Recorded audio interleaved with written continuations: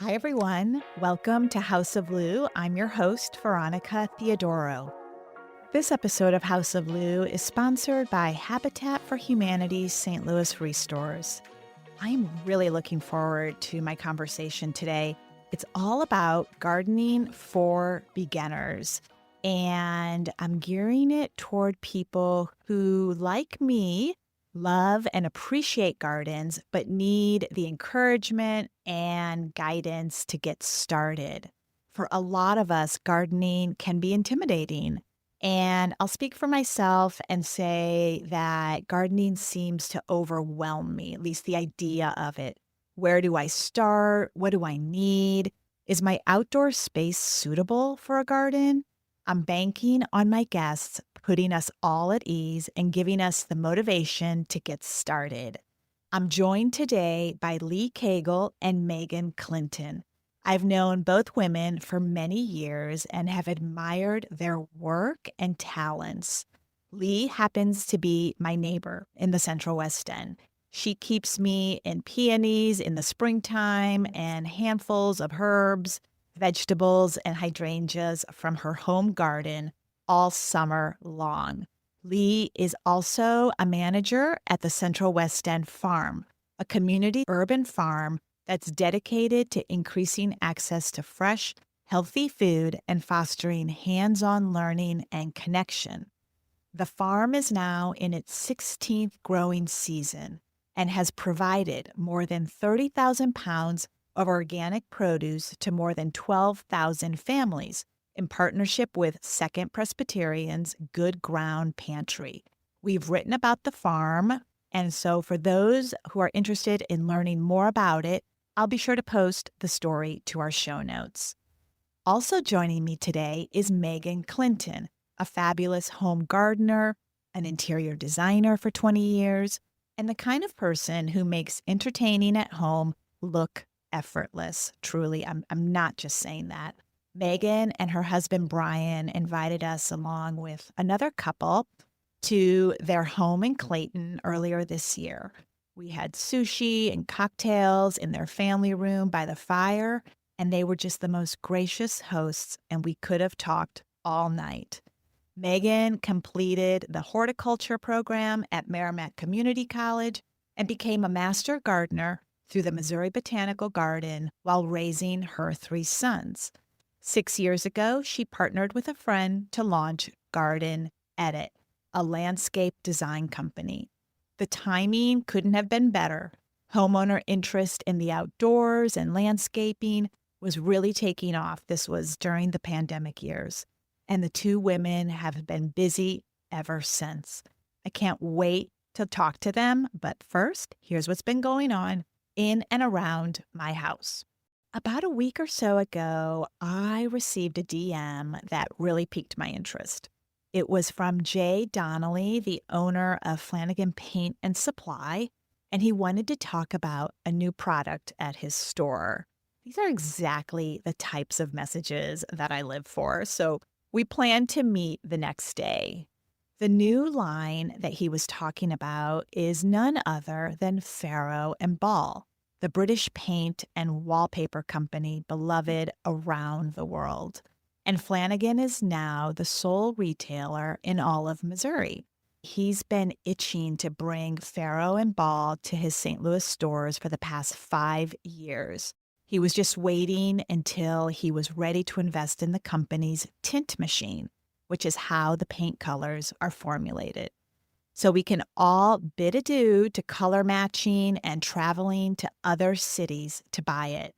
Yesterday, I was at Design and Detail for their Summer Sips event.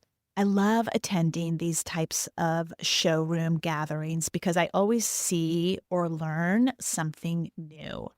The other great thing about them is that the reps are there. So you get a lot of one-on-one time with them. You can ask questions and absorb their institutional knowledge.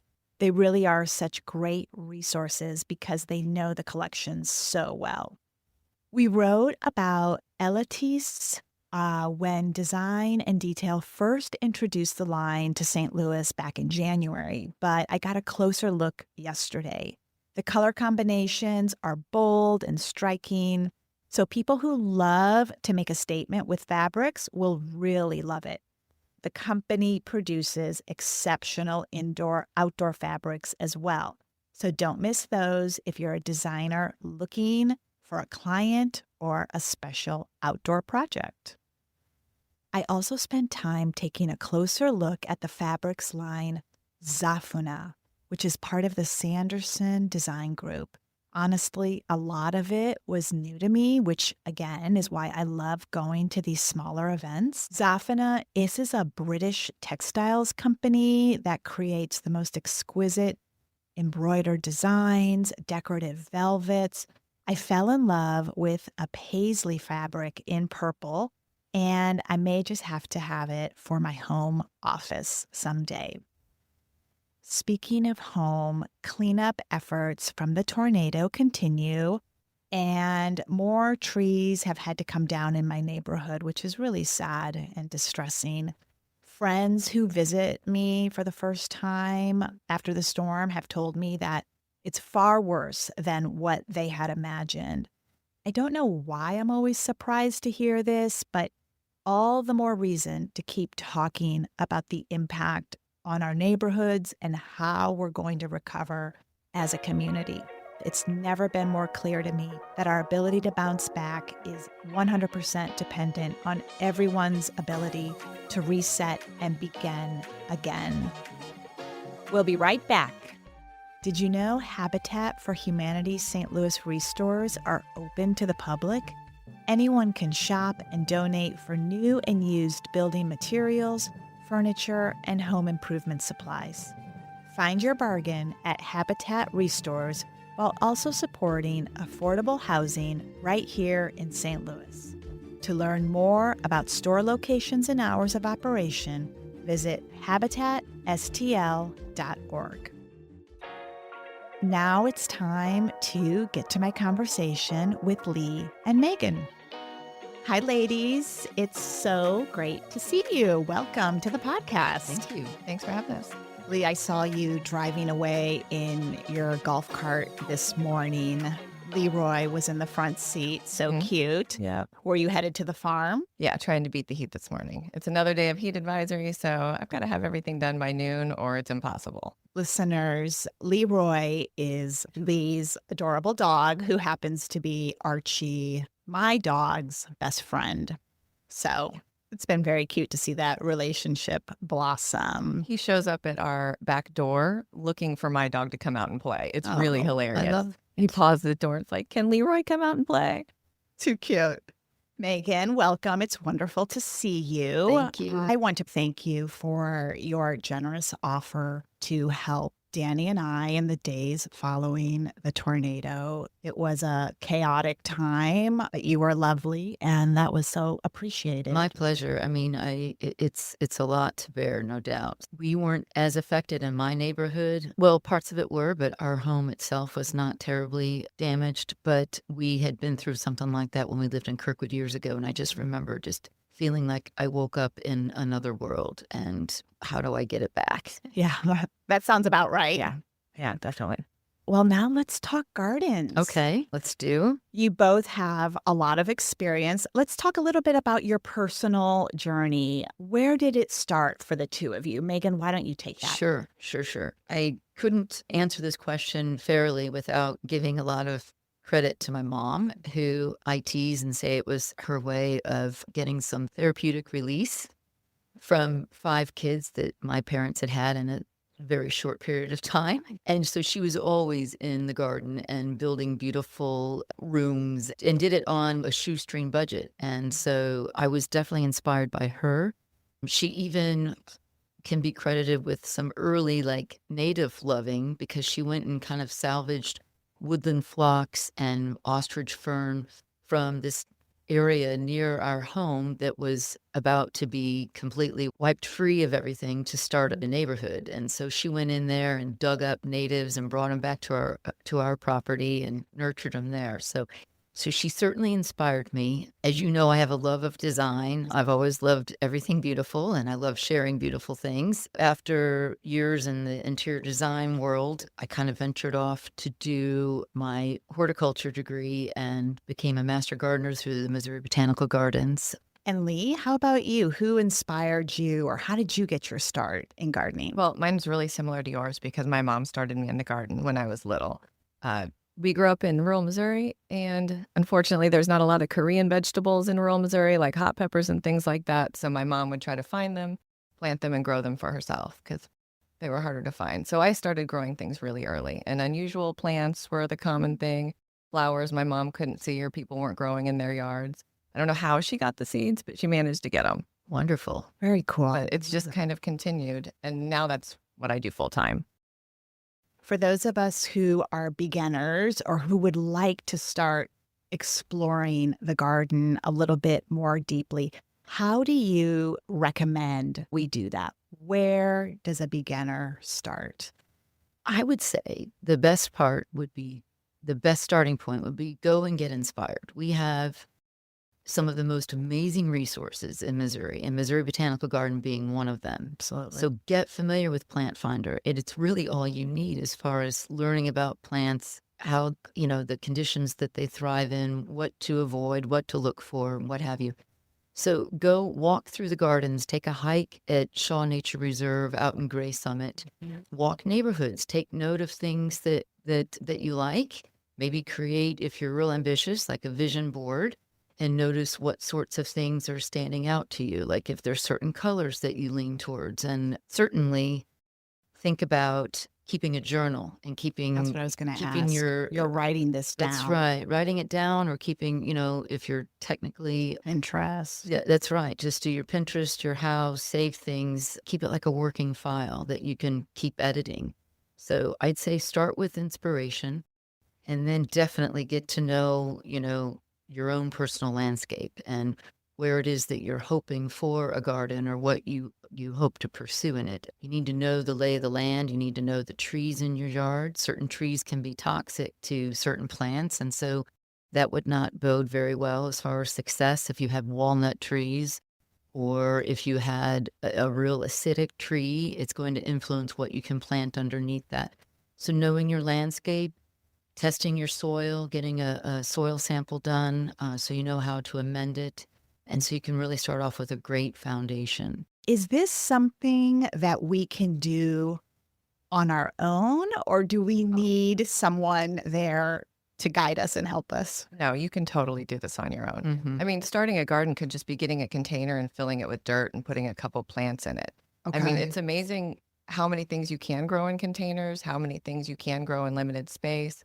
Some of it's just trial and error, too. You think something's going to work. You've had your soil tested. You know that it should grow in the spot. And for some reason, it just doesn't want to grow there. Okay. So do you suggest people start small, as with anything that you're attempting to do for the first time? Absolutely. How small is too small? And should we start off with containers? I think containers are a good place to start. Okay. As far as if you're looking at a vegetable garden, think about what you're going to eat, right? Oh, good point. It's really tempting to grow 40 pepper plants, but if you're only going to eat peppers once a month, it's just a waste of space. So unless you're going to pickle them. Or make hot sauce. You can always make hot sauce with them too. So that's always something, which I've had to do before in the past. But, find out what you're going to eat. You can grow things together in containers. Like, for example, you can grow carrots and lettuce all in a container and put a tomato in the middle of it. Things grow at different times. A lot of it's just trial and error, but you really can do anything in a small space as long as you have good sunlight for what your plants need. I think that access to sunlight is probably one of your biggest contributing factors, and how much water you get or your ability to water something. Okay. I would definitely say that's part of getting to know your landscape is to watch the sun and how the trees around you are affecting it, if it's creating a microclimate. Maybe it's a shade garden you're going with because you don't have enough sunlight popping through, because you need at least 6 to 8 hours if you're planning on a vegetable garden or going with prairie plants that are used to full-on sun. Okay, so we should be spending a lot of time outdoors in the area where we're considering our garden and taking note and observing how it responds throughout the day, how much sunlight we have. And throughout the year. For example, I've got spots in my yard that 9 months of the year are full shade. And then I have, 3 months where it's full sun. So I have to be really careful what I plant there because, while it's doing great all 9 months, then once the sun hits in the summer, everything fries. Okay. So do you want to create a plan for that? Well, so for instance, I would say you need to go after what, so you've learned about your landscape and you know that it's hot and sunny. So that's going to dictate where you're going. Exactly. Okay. You're not going to try and do a shade garden in there because you're not going to have any success. Vice versa, if maybe it's a wet area where there's some runoff issue and you have to make sure it's going to tolerate the wet conditions. So knowing your landscape before you kind of tackle where you're going with things. And then, of course, the designer in me says, if you live in a mid-century modern home, I wouldn't suggest that you go and do a cottage garden with Good that point. look. I would say, hey, maybe consider the prairie plants or consider a more kind of sterile looking, very contrived look versus something too loose. You want to complement the style of your home. Maybe it's the front door that you have painted a special color that you want to pull out in your plants and your plantings or something. So I would always try and do your darndest to go with the environment that you're with. Okay. And now let's talk about raised beds. Is that also a good place to sort of start testing a garden in our yard? Yeah, definitely. Especially if you want to jump into it with something like vegetable or an edible garden before you've done anything like soil testing. For example, we live in the city. A lot of us have carriage houses. A lot of our soil around our carriage houses has lead contamination. So you don't want to put your vegetable garden there. So in that case, a raised bed is a perfect option. It's also easier to control the nutrients. You can start out with a good compost soil blend. So you don't have to worry about, do I need to amend my soil? Do I have contaminants in my soil? You can kind of start fresh. You've got nutrients. You can also control the water and the climate that you've got in your raised bed. Can you just buy these raised beds? Do you make them? What size should we? You see them made of many materials these days. It doesn't have to just be cedar planks. In fact, there's this metal brand. Vigo Garden. I've got one of those containers in our backyard. I was trying it out this year. Sure. And so it's going to keep it elevated, and especially if rabbits are an issue, keep the rabbits away from your harvest. But you can make it out of almost any sort of material. I would just be careful if you're using something that's been treated like an old tie wall and what that leaches into your soil. You certainly want to be cognizant of pressure treated lumber and things like that. Right. Okay. Like Lee said, with the whole lead paint. I mean, a lot of people wouldn't think that that's an issue, but it absolutely is. So what size should we start with? I think that just depends on how much you're willing to put into it. And that's right. And the space that you have available for sure. But regardless if you're starting with a raised bed or a container garden, Lee had already mentioned there's some compatible plants. And you need to think about that even if you're not, talking vegetable garden, you're talking like decorative perennials or annuals. You need to make sure that they like the same conditions, that one of them doesn't prefer to be moist roots all the time because a lot of them don't, and then in a container, you already are fighting that because that drainage is so great, which is why it's such an ideal way to do a vegetable garden because it helps the roots drain and not get root rot. And so depending if you're doing vegetables, there's one way you're going to approach it versus your floral container gardening in your clay pots or what have you. I mean, just hearing the two of you speak, it sounds like, and I know it is, a lot of work, obviously incredibly rewarding, but I'm wondering if you can both talk us through your process, how much time you dedicate to maintaining your gardens, even though I know you're beyond the beginner stage, but I'm curious, what is the investment of time, energy, resources, so that we can be realistic about what we're able to accomplish at home? Lee, what do you think? I think you can make it as complicated or as easy as you want. For example, I do a lot of my watering, so it's automated. It's set up on timers. I don't really have to think about it because right now in June and July in Missouri, I mean, that's your biggest concern. Are your plants going to scorch? Right. But other than that, I piddle a little bit every day. I pull some weeds here and I pull some weeds there. Now at the Central Weston farm where we're much more intensive, I might spend 2 hours most days. So like 5 days a week. And we grow over a ton of food every year. Right. So it's a pretty minimal time investment for what we get back. It just depends on how you plan it. There are a lot of ways that you can make gardening easier on you. Looking into things like permaculture. It's a way of planting to where the plants basically support one another instead of the traditional rows that you might see. You might have a fruit tree and then surrounded that you might have some perennial greens, and then around that you might have some tomatoes tucked in with some different vegetables, perennial vegetables and annuals. And you kind of just all grow them together. It covers your soil, it suppresses weeds, and it allows things to grow. They seem to grow better when you grow them together. Okay. Plants like to be together. They don't like to grow in isolation with another head of lettuce 6 inches away. They Okay. really don't like that. Like So company. they do like company. They do. They do.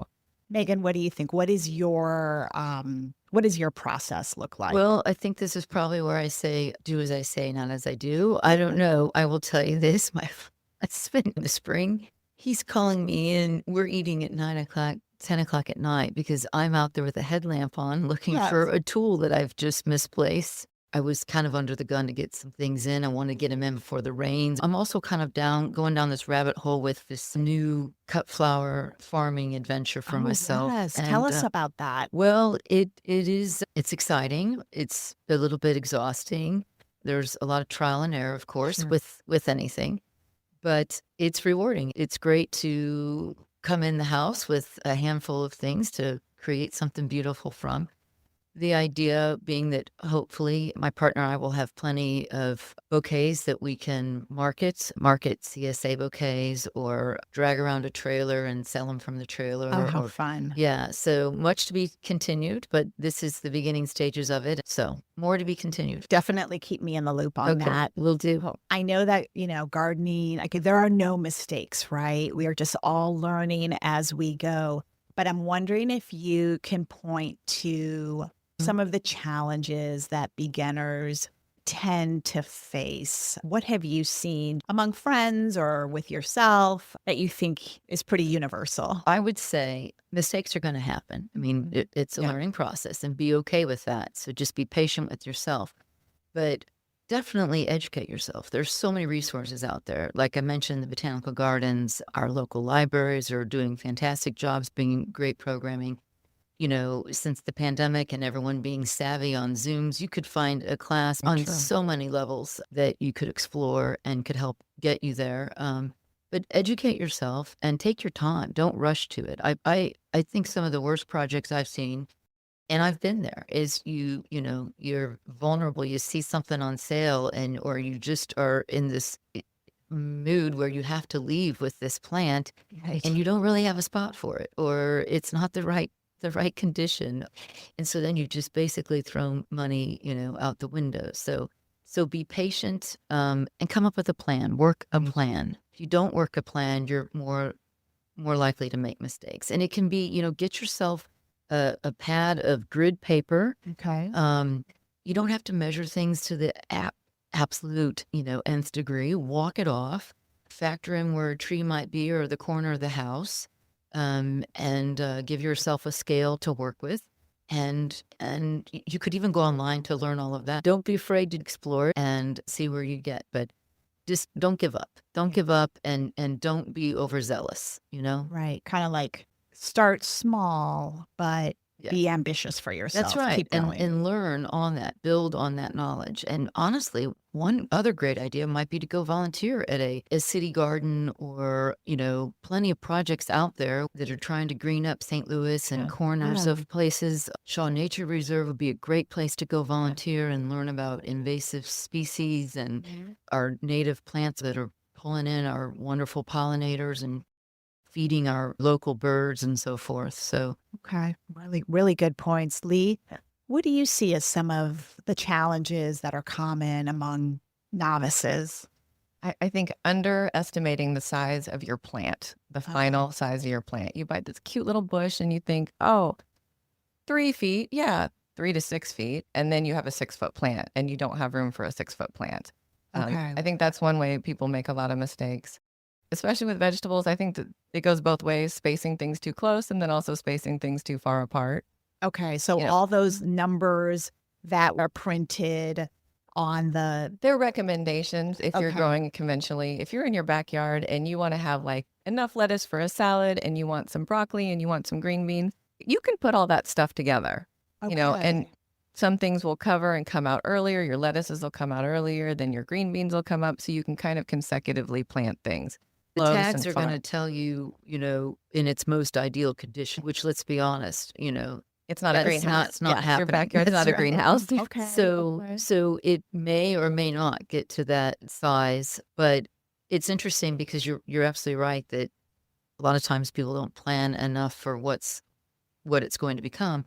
But like take cut flowers, for instance. Mhm. I've learned so much that planting a lot of these in 4-inch and 6-inch centers is the way to go, because then those are shooting up for light and it makes them a longer stem and it makes them a sturdier stem. So it depends really what you are growing. But by and large, you just need to know and plan accordingly to give things enough space without it being too much space. Okay. You can always come back in and pop in annual color, after you've planted your shrubs and your trees and your perennials and your grasses. Never forget the grasses and the sedges and Yeah. all those other great components to a garden. I had a professor of horticulture who said you might start with your hardscape. If you're putting in an irrigation line, get that in. If you're putting in a small wall or a picket fence or a flagstone path through the garden, get your hardscape done so you don't come in later and disrupt the things that you've already started growing. Yeah, I know about So that. if it's possible, do the hardscape first, then come in with the softscape and start there with the bigger things like the trees and the shrubs, and then add the grasses and the sedges and the perennials and finally the annual pops of color. I'm curious where you like to shop locally for your garden essentials. Most of the plants that I get, I try to get either from Bowood or Garden Heights, mainly because the people that work there are really knowledgeable. If you're at Bowood and you can flag down Kathy in the greenhouse, she can answer pretty much any question on how to plant any of the plants they carry. Okay. So Good tip. your smaller nurseries, they're going to have people that are going to know their plants, usually 1 or 2 experts, horticulturists on staff that'll be able to answer questions. You can take a picture of your area, say, this is where I want to take this into, and they can say, oh, well, it's too much sun, or you've got these plants around it. I just remember this. The University of Missouri Extension, Yes. they offer soil sample testing, but they also offer basically ask a horticulturist. So if you have a pest or if you have a place you want to plant a tree, you can take a picture of whatever you have a question about and send it in, and then they can answer your question. Or you can go to one of their offices. Sure. Oh, cool. Sure. I know they have one in Kirkwood. Yeah. Yeah. Like Lee said, develop a relationship with local, because they can be part of the journey. They can be there to answer your questions and get you excited and show you something new and different. And they want to see you succeed as well. Where do you like to shop? So it depends what I'm buying. I have wholesale accounts, so those are a little bit different. But I think Greenscape does a really great job. I think Rolling Ridge and Webster. And I also agree with Garden Heights. Bowood seems to bring in some unusual things, which is nice. But I also like to use like a Missouri wildflower out of Jeff City that you can place an order and have it for local pickup. Oh. And they are dealing in straight species of native plants and have amazing selection and amazing prices. There's another place out in, it's a bit of a journey, but I love a field trip. It's called Forest Keeling, and it's out in Yeah, we've heard about that. Ellsbury, yes. And again, you're dealing with people that this is their industry. Or find your local master gardeners that are willing to share what they know. And then don't forget that we've got the plant helpline through the botanical gardens too. No, I did not know about that. Yes. And Okay. I wish I knew it off the top of my head. I should. Well, but I we'll get it don't. into the show notes. We'll get Okay. all of these resources in there. Great. Remember that things the first year, they take a while. They say sleep, creep, and then leap, right? So Wow. by the third year, you're seeing abundance. You're seeing your asparagus giving you something back, Yeah. right? So definitely the patience, but be out there checking, like Lee said, piddling out there, because then you're more apt to spot something if you've got a situation with mildew or pest. But try and go as organic as possible, because I get so burned up to, no pun intended, but to hear about these companies with all this, this broadcasting of like pesticides and herbicides, and they're killing the beneficial insects that are out there. I mean, if we like the food that we like, then we have to change what we think is beautiful. We have to change the color of our glasses to more of a rosy tint of saying, hey, you know what? I'm going to be okay with leaving the leaves in my garden under my shrubs and trees, because I realize that it's a host to our butterfly, and we're going to need that later. Or, why do we find that we're in a bee crisis mode? It's because of this careless use of pesticides and herbicides that are doing more damage than good. So, Lee, how important is it for you to plant with native species? Do you do a lot of that in your garden and at the I do have farm? in my yard, I have a lot of natives. At the farm, we have a pollinator garden that we try to keep native. The tornado kind of wiped that out, so we're going to be starting new. Okay. For example, we have a lot of native milkweed. That way we can be a monarch way station as they do their migration. So we try to work natives in as much as possible, and even flowers, decorative flowers in with the beds, Oh, just to yes. bring in pollinators. that's right. Like you said, my husband always teases me. I was laughing that our garden, you've probably seen it from your windows, always looks terrible at the end of the season, and all winter it's just all mangly and it's all these twigs.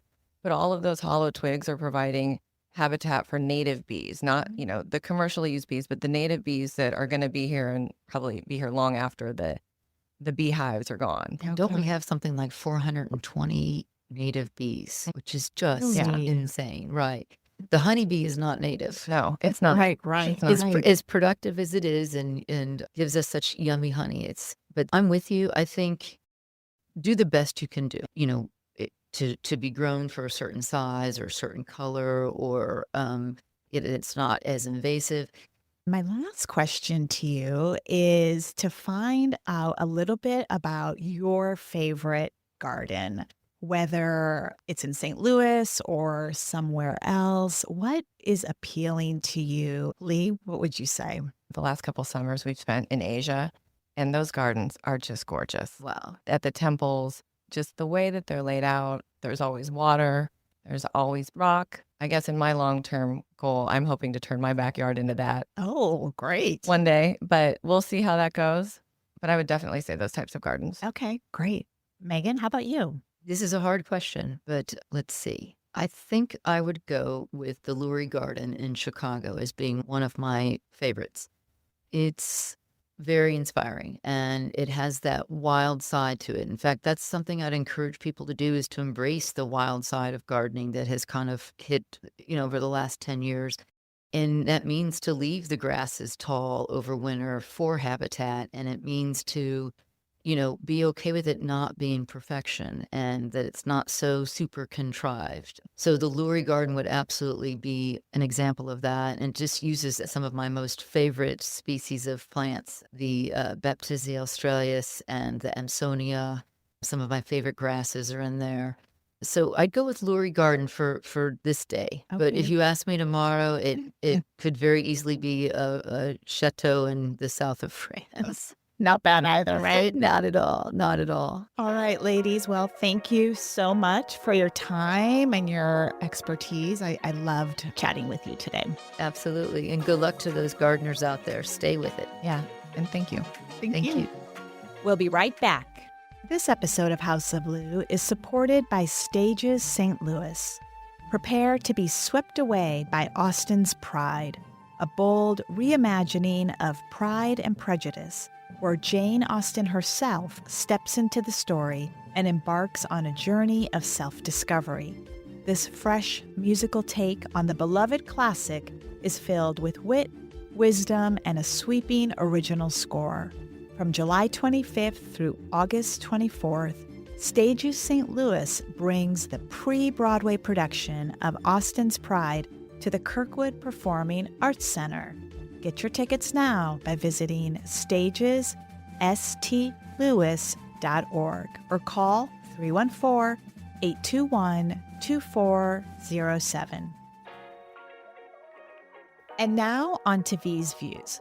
I wanted to keep with today's garden theme, so I've chosen some of my favorite upcoming events with a connection to flowers and plants and the outdoors in general. Urban Buds is hosting a flower bar on July 17th from 5:30 to 7 p.m.